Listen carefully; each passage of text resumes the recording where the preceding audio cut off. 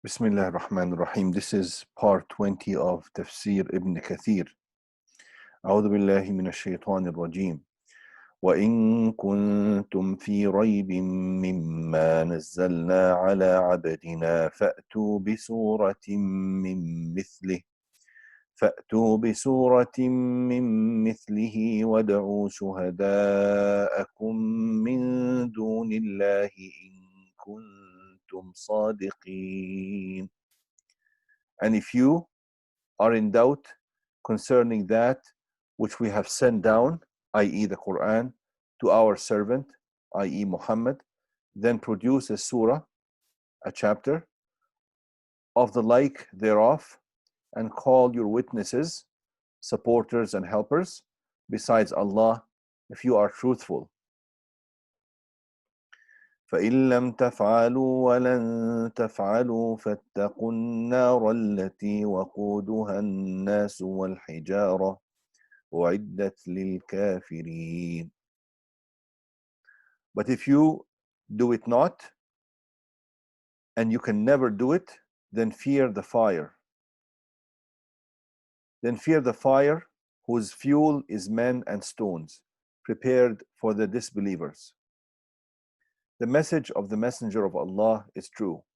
Allah says, وَإِن كُنتُمْ فِي رَيْبٍ مِّمَّا نَزَّلْنَا عَلَى عَبْدِنَا فَأْتُوا بِسُورَةٍ مِّن مِّثْلِهِ وَادْعُوا شُهَدَاءَكُم مِّن دُونِ اللَّهِ إِن كُنتُمْ صَادِقِينَ.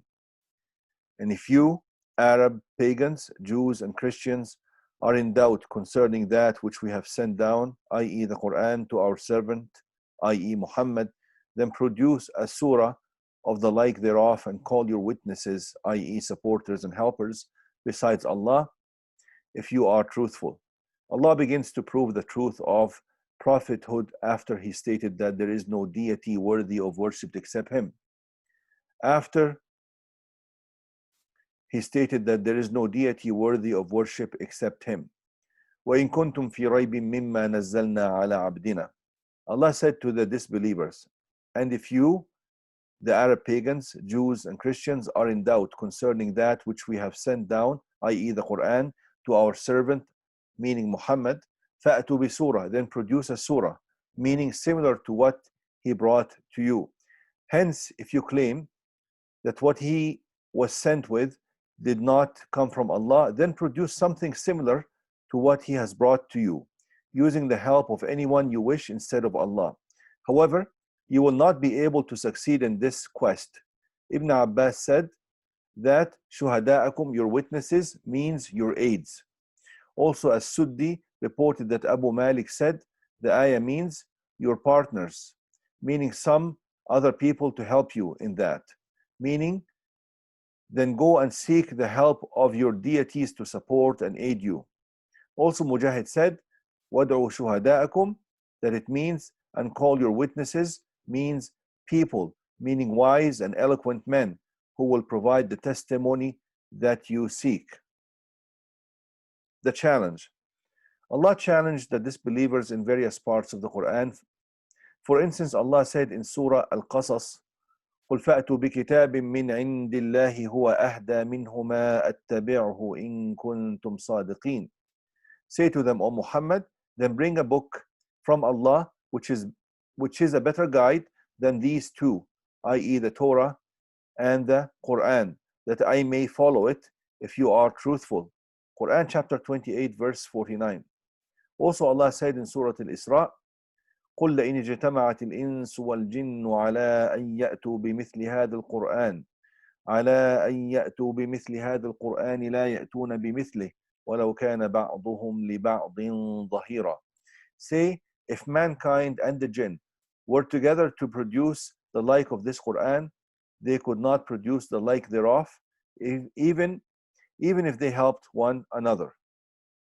Allah said in Surah Hud, أم يقولون افتراه قل فأتوا بعشر سور مثله مفتريات وادعوا من استطعتم من دون الله إن كنتم صادقين. Or do they say, he, the Prophet Muhammad sallallahu alaihi wasallam, forged it, i.e. the Quran? Say, bring you then 10 forged surahs like it, and call whomever you can other than Allah to your help if you speak the truth. Quran chapter 11 verse 13. And in Surah Yunus, وَمَا كَانَ هَذَا الْقُرْآنُ أَن يُفْتَرَى مِن دُونِ اللَّهِ وَلَكِن تَصْدِيقَ الَّذِي بَيْنَ يَدَيْهِ وَتَفْصِيلَ الْكِتَابِ لَا رَيْبَ فِيهِ مِن رَبِّ الْعَالَمِينَ أَمْ يَقُولُونَ افْتَرَاهُ قُلْ فَأْتُوا بِسُورَةٍ مِثْلِهِ وَادْعُوا مَنِ اسْتَطَعْتُم مِّن دُونِ اللَّهِ إِن كُنتُمْ صَادِقِينَ. And this Quran is not such as could ever be produced by other than Allah, Lord of the heavens and the earth, but it is a confirmation of the revelation which was before it, i.e. the Torah and the Injil, and a full explanation of the book, i.e. laws decreed for mankind, wherein there is no doubt from the Lord of all that exists. Or do they say, he Muhammad has forged it? Say, bring then a surah like it, and call upon whomsoever you can besides Allah if you are truthful. Quran chapter 10 verses 37 and 38. All of these ayat were revealed in Mecca.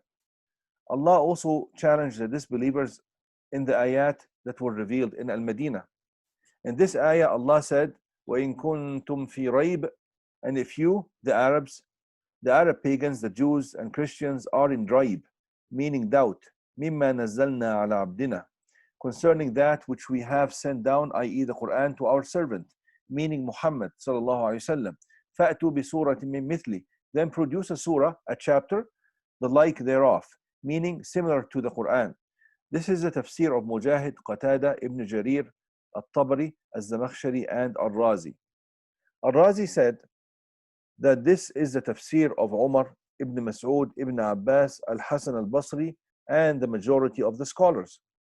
And he gave preference to this view and mentioned the fact that Allah has challenged the disbelievers as individuals and as groups, whether literate or illiterate, thus making the challenge truly complete. This type of challenge is more daring than simply challenging the disbelievers who might not be literate or knowledgeable. This is why Allah said, فَأْتُوا بِعَشْرِ سُوَرٍ مِثْلِهِ, bring you then 10 forged surahs like it. Quran chapter 11 verse 13. And لا يأتون بمثله, they could not produce the like thereof. Quran chapter 17 verse 88. Therefore, this is a general challenge to the Arab disbelievers, the most eloquent among all nations. Allah challenged the Arab disbelievers both in Mecca and Al-Madinah several times, especially since they had tremendous hatred and enmity for the Prophet ﷺ and his religion, yet they were unable to succeed in answering the challenge. And this is why Allah said, فَإِن لَمْ تَفْعَلُوا وَلَن تَفْعَلُوا, but if you do not do it, and you can never do it, indicating that they will never be able to answer the challenge. This is another miracle. This is another miracle in that Allah clearly stated, without doubt, that the Quran will never be opposed or challenged by anything similar to it for eternity.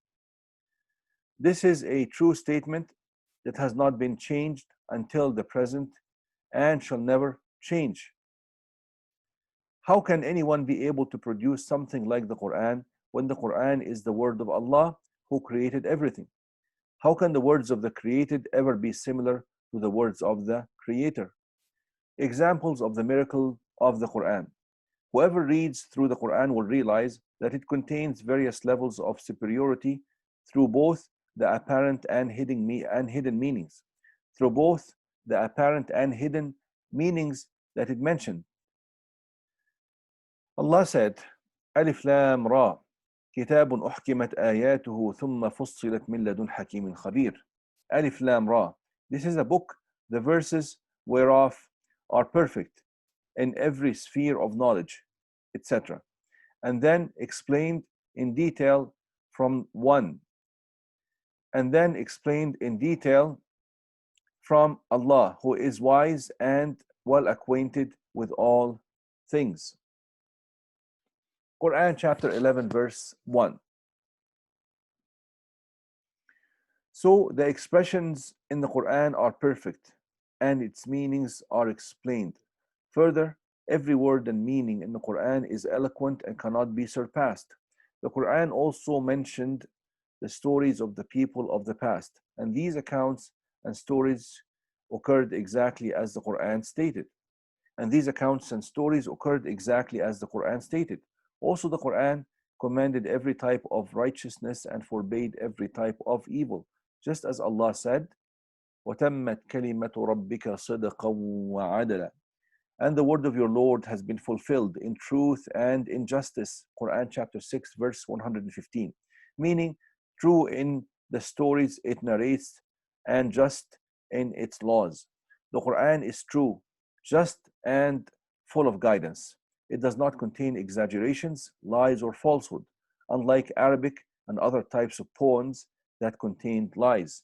These poems, these poems conform with the popular statement quote, the most eloquent speech is the one that contains the most lies. The most eloquent speech is the one that contains the most lies, end quote.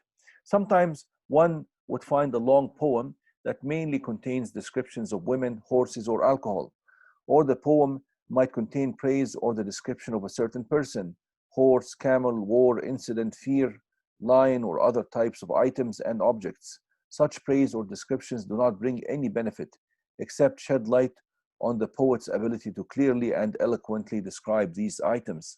Yet, one will only be able to find one or two sentences in many long poems that elaborate on the main theme of the poem, while the rest of the poem contains insignificant descriptions and repetitions.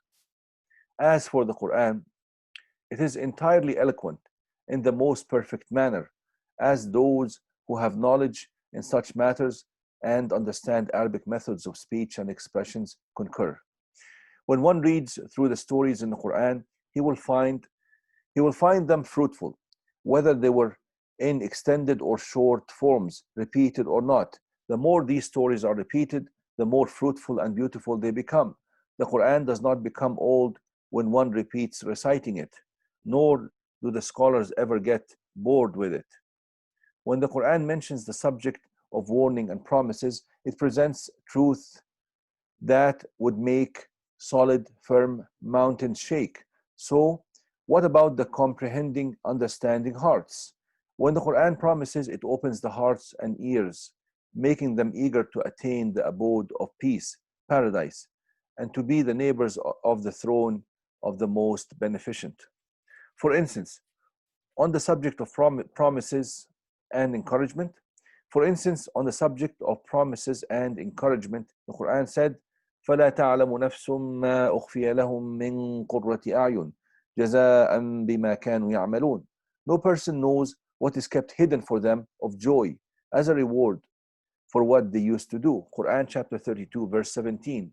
And وَفِيهَا مَا تَشْتَهِيهِ الْأَنفُسُ وَتَلَذُّ الْأَعْيُنُ وَفِيهَا مَا تَشْتَهِيهِ الْأَنفُسُ وَتَلَذُّ الْأَعْيُنُ وَأَنْتُمْ فِيهَا خَالِدُونَ.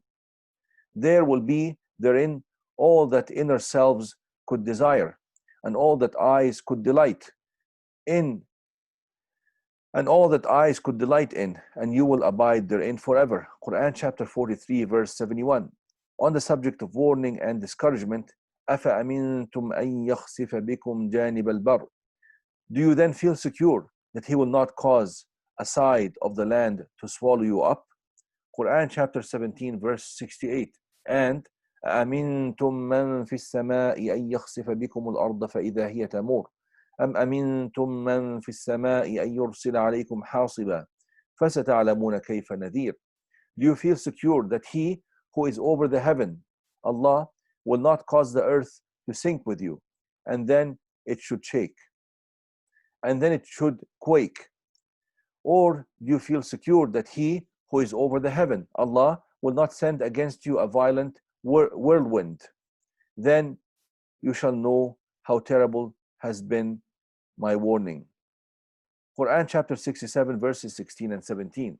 On the subject of threats, the Quran said, فَكُلًّا أَخَذْنَا بِذَنْبِهِ. So we punished each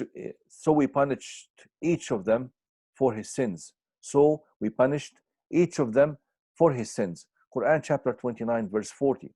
Also on the subject of soft advice, the Quran said, أفرأيت إن متعناهم سنين ثم جاءهم ما كانوا يوعدون ما أغنى عنهم ما كانوا يمتعون.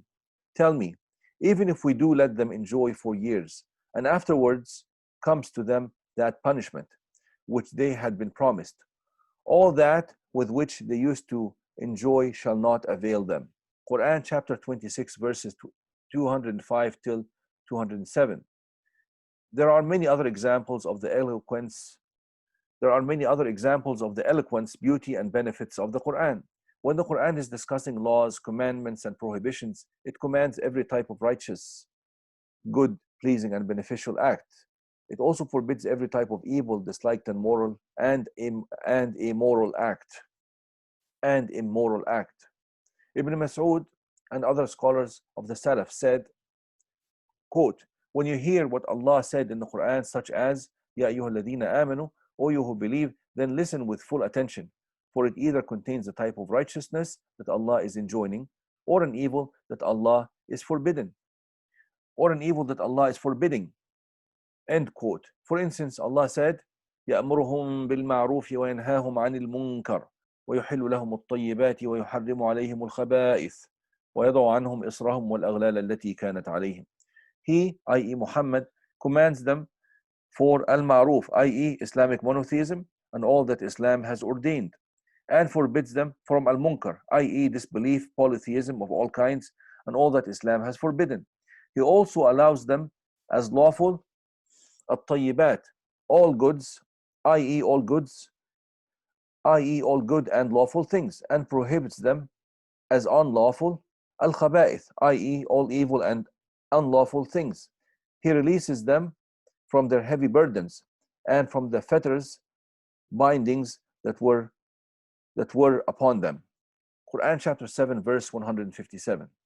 When the ayat mention resurrection and the horrors that will occur on that day, and paradise and the fire and the joys and safe refuge that Allah prepared for his loyal friends, or torment and hell for his enemies, these ayat contain glad tidings or warnings. The ayat then call to perform good deeds and avoid evil deeds, making the life of this world less favorable and the hereafter more favorable. They also establish the correct methods and guide to Allah's straight path and just legislation, all the while ridding the hearts